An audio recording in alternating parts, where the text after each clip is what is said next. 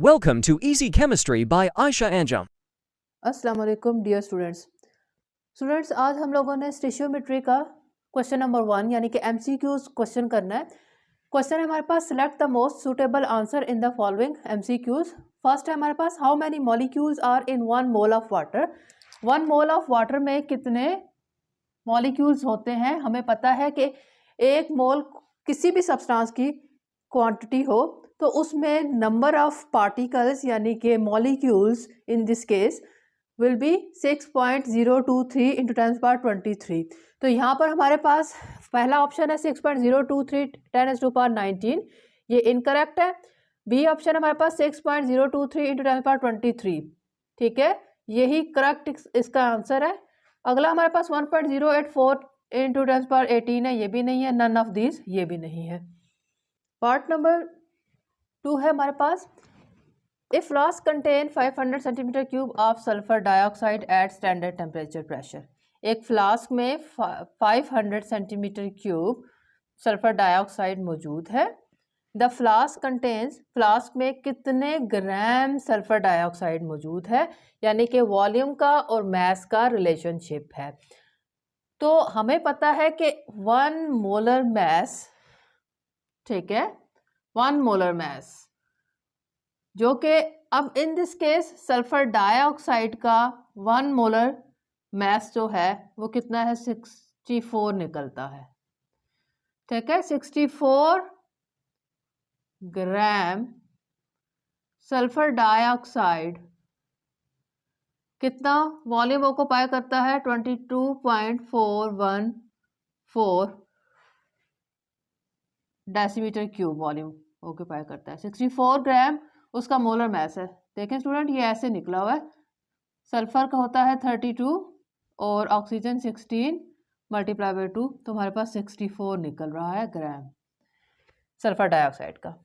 तो according to molar volume जो relationship है वो कहता है कि 64 ग्राम सल्फर डाइऑक्साइड कितने वॉल्यूम के इक्वल होता है, 22.414 डेसीमीटर क्यूब उसका वॉल्यूम होता है, ठीक है। अब यहाँ पर हमारे पास वॉल्यूम दिया हुआ है 500 सेंटीमीटर क्यूब, तो डेसीमीटर क्यूब को सेंटीमीटर क्यूब में कर लें, मल्टीप्लाई बाय 1000, तो 22414 सेंटीमीटर क्यूब हमारे पास वॉल्यूम आ जाएगा।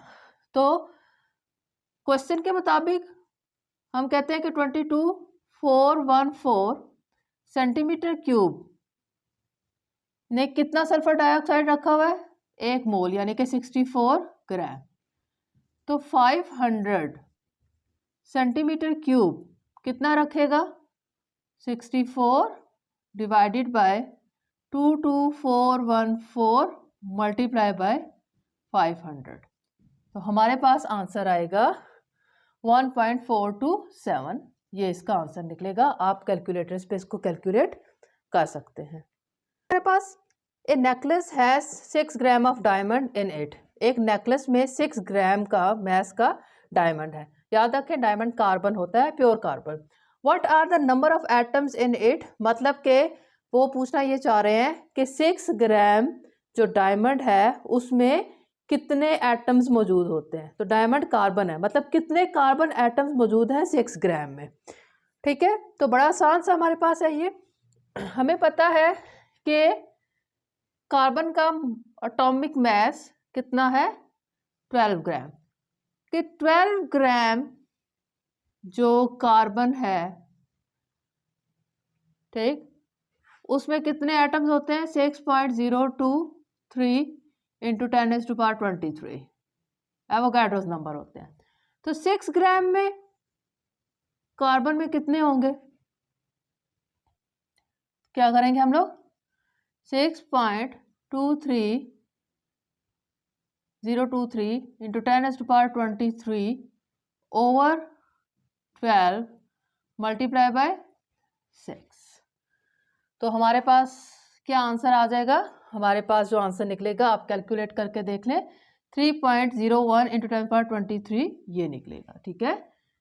कैलकुलेट करेंगे तो 3.01 इंटू 10⁻23 एटम्स ऑफ कार्बन मौजूद होंगे। नेक्स्ट क्वेश्चन है हमारे पास 4 part, What is the mass of aluminum in 204 gram of aluminium oxide? Aluminium oxide के 204 ग्राम्स में कितना मास मौजूद है एल्यूमिनियम का, ये है क्वेश्चन। ठीक, तो हम लोग क्या कहते हैं, एल्यूमिनियम ऑक्साइड का मोलर मास हमें मालूम होना चाहिए। एल्यूमिनियम ऑक्साइड बराबर होता है, ठीक है, एल्यूमिनियम होता है 27 इंटू 2 प्लस ऑक्सीजन होता है 16 मल्टीप्लाई बाय 3। ठीक है, तो इसका मास निकलता है,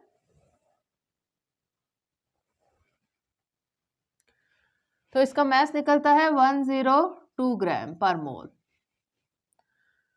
ठीक, इसका मतलब ये है कि एक molar mass 102 gram of aluminium oxide में कितना है एल्यूमिनियम, 27 इंटू 2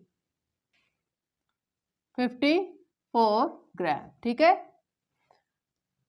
तो उन्होंने पूछा है कि 204 ग्राम ऑफ एल्यूमिनियम ऑक्साइड में एल्यूमिनियम कितना होगा, तो 102 ग्राम में 54 ग्राम है एल्यूमिनियम, तो 204 ग्राम ऑफ एल्यूमिनियम ऑक्साइड, इसमें कितना होगा एल्यूमिनियम,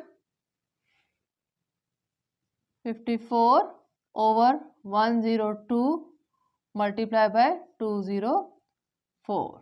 तो हम जब इसको कैलकुलेट करेंगे तो हमारे पास आंसर आएगा 108 ग्राम। 108 ग्राम एल्यूमिनियम मौजूद है 204 ग्राम ऑफ एल्यूमिनियम ऑक्साइड में।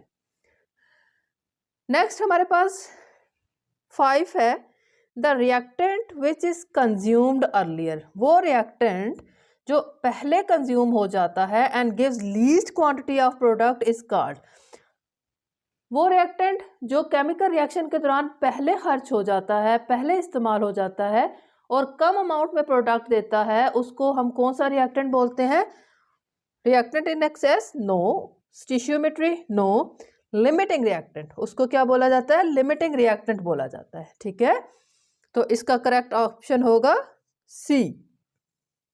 पार्ट नंबर 6 है हमारे पास, which of the following compounds contain highest percentage by mass of nitrogen. Ammonia दिया हुआ है, N2H4 दिया हुआ है, NO दिया हुआ है, NH4OH दिया हुआ है। हमने इसमें बताना है कि किस में नाइट्रोजन सबसे ज़्यादा है, तो हमें 1 बाय 1 सबके अंदर नाइट्रोजन की परसेंटेज फाइंड आउट करनी पड़ेगी। तो सबसे पहले मैं अमोनिया में फाइंड आउट करती हूँ, तो percentage of nitrogen in ammonia कितने हमारे पास, एक नाइट्रोजन है, नाइट्रोजन होता है 14, अमोनिया का मोलर मास, ठीक है, नाइट्रोजन का मास ओवर फुल कंपाउंड का मास, अमोनिया 17 होता है मल्टीप्लाई बाय 100। ठीक है, इसी तरह से अब मैं N2H4 में नाइट्रोजन फाइंड आउट करती हूँ, उसकी परसेंटेज कंपोजिशन, तो परसेंटेज ऑफ नाइट्रोजन, नाइट्रोजन 2 है यहाँ पर, 14 इंटू 2 28 ओवर नाइट्रोजन का N2H4 का मोलर मास निकाल लेते हैं, तो 28 14 इंटू 2 सॉरी 14 इंटू 2 नाइट्रोजन का 14 होता है इंटू 2 प्लस 4, तो 28 प्लस 4 क्या हो जाएगा 32, 28 ओवर 32 मल्टीप्लाई बाय 100। इसका निकल रहा है 82.3% और इसका निकल रहा है 87.5%। ठीक, नेक्स्ट हम लोग निकाल लेते हैं NO में percentage of nitrogen in NO। ठीक, तो नाइट्रोजन एक है, नाइट्रोजन का मास होता है 14, NO हमारे पास क्या बनेगा 30। ठीक है, नाइट्रोजन का होता है 14 प्लस ऑक्सीजन होता है 16, तो ये बनेगा 30 मल्टीप्लाई बाय 100, 46.6%। अब हम लोग इस कंपाउंड में नाइट्रोजन की परसेंटेज निकालते हैं। Percentage of nitrogen is equal to nitrogen, इसमें 1 है 14 ओवर, इसका मोलर मास है 35, तो इनटू 100, तो हमारे 40%। तो अब इसमें देख लें कि सबसे ज़्यादा परसेंटेज किस में है नाइट्रोजन की। ये है 82, 87 सेकेंड वाले में, N2H4 में 46.6 और 40। तो 87.5% सबसे ज़्यादा है, जो कि थर्ड वन है, सेकेंड वन है N2H4। तो इसका मतलब है ये वाला ऑप्शन इसका करेक्ट है। 7th पार्ट है हमारे पास। Vitamin A has a molecular formula C20H30O। The number of the vitamin A molecule in 500 milligram of its capsule will be. तो 500 मिलीग्राम है हमारे पास। सबसे पहले तो मिलीग्राम को ग्राम्स में कन्वर्ट कर लें हम लोग, तो 0.5 ग्राम आ जाएगा। ठीक है, विल बी। हम लोगों ने इसमें number of molecules find out करने हैं, इसलिए हम लोगों ने मैथ जो लेना है वो गिवन मैथ ग्राम्स में होना चाहिए। तो क्या फॉर्मूला होता है हमारे पास number of molecules find out करने का? नंबर ऑफ मॉलिक्यूल्स क्या होता है? Given mass over molar mass into Avogadro's number. Given mass है हमारे पास 0.5, 0.5। मोलर मास निकाल लेते हैं हम लोग। कार्बन 20, हाइड्रोजन 30 है और ऑक्सीजन है, तो कार्बन 12 मल्टीप्लाई बाय 20 एटम्स है कार्बन के, प्लस हाइड्रोजन 1 होता है मल्टीप्लाई बाय 30 एटम्स है, प्लस ऑक्सीजन 16। तो इसका मॉलिक्यूलर मास या मोलर मास निकलता है 276।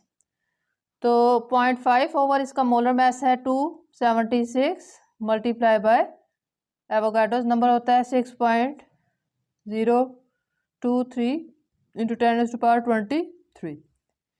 0.05 इंटू 10⁻21 मॉलिक्यूल्स है विटामिन ए के इन ए कैप्सूल। तो ये इसका बी इसका करेक्ट ऑप्शन होगा।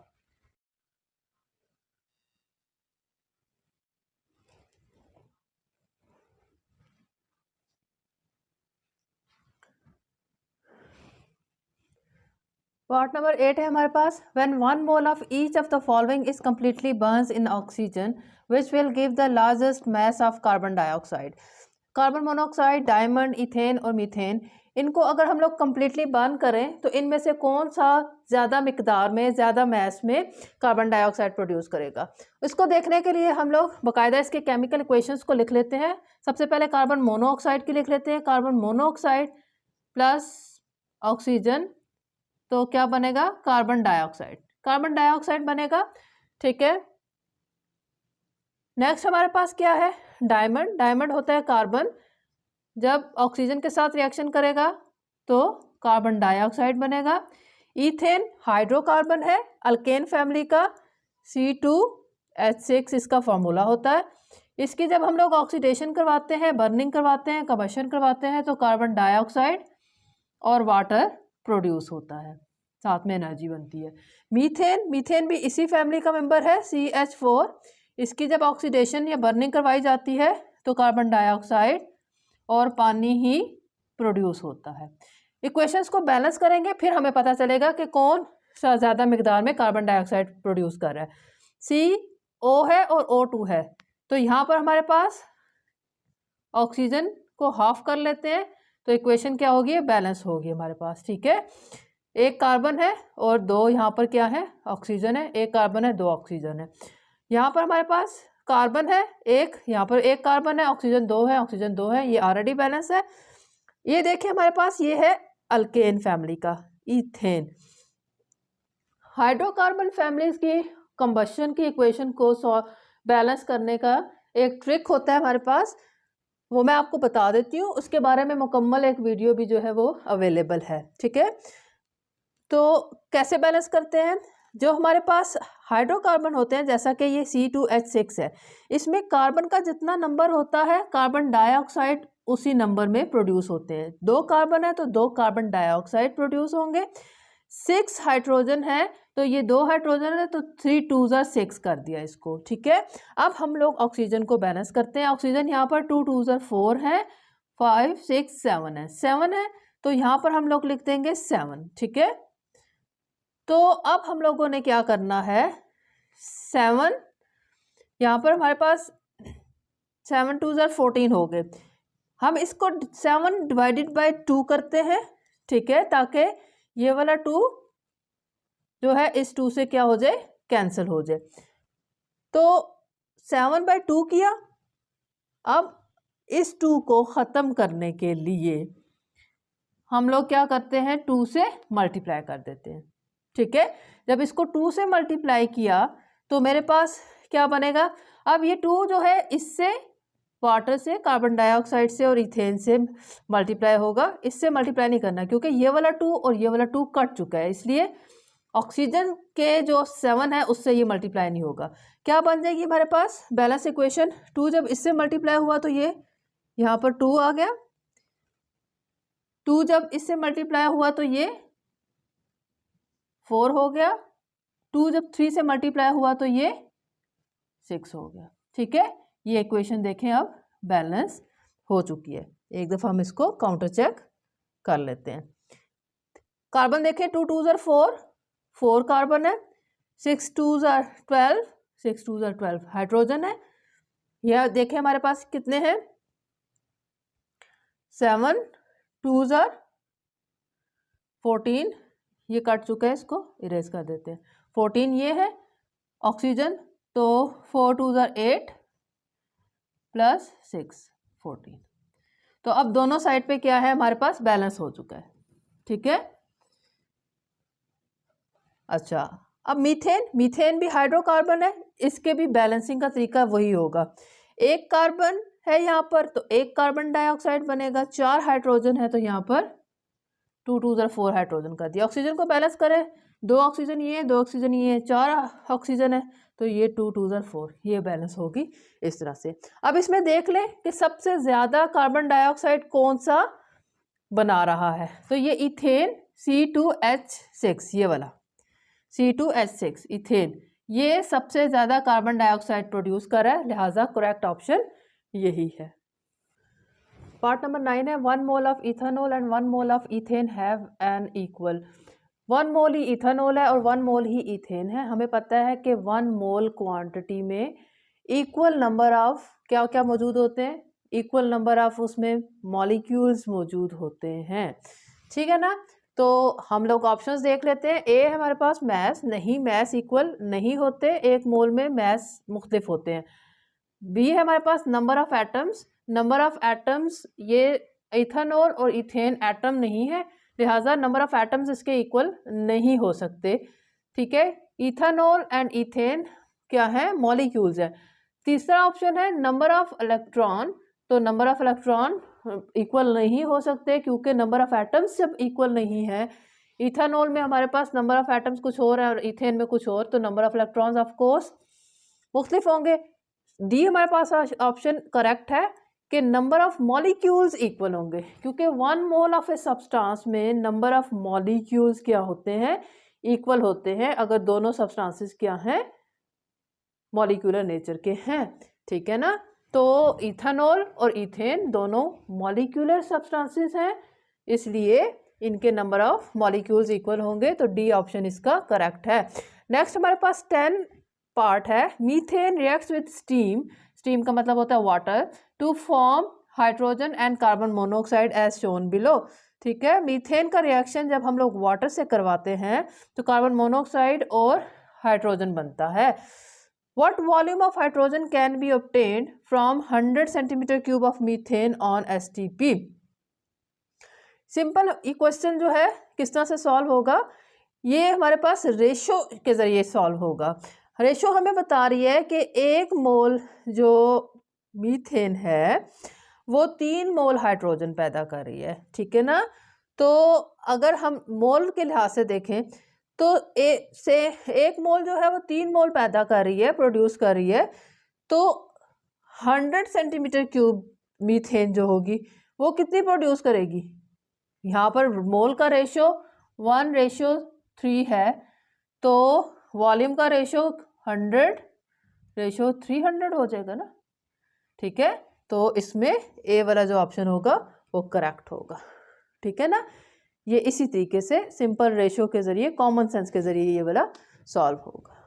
If this video is helpful for you, then like the video and subscribe my channel.